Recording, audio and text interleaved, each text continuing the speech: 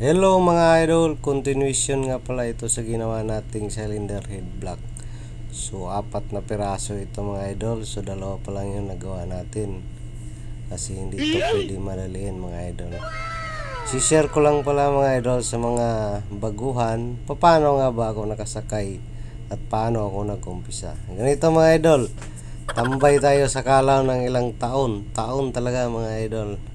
Naglilista-lista ako dyan, pero hindi tayo pinapalad. Wala talagang tumatawag sa atin para pa-reportin tayo doon sa agency, kasi nga kailangan nila ng C-service. So ang ginawa kong option mga idol, nag-landbiz muna ako. Pumunta ako ng Middle East ng 2 years.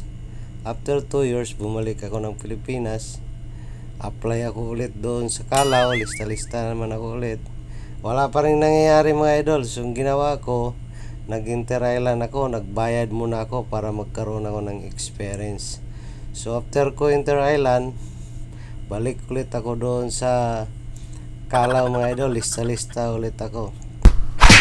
Mayroong mga tumatawag pero talagang bagsak pa rin tayo. Kasi gusto nila yung may experience talaga ng international. So merong isang agency na doon ako pinalad mga idol, na nabigyan ako ng break. Malaking bagay sa akin yun, na parang tumalon ako sa tuwa nung natanggap ako mga idol. Kasi ang laki ng opportunity na nangyari sa buhay ko yung ganun. Kaya kayo mga idol, huwag kayong mawala ng pag-asa. Kung para sa inyo talaga.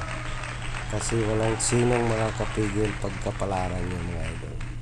Yun lang mga idol.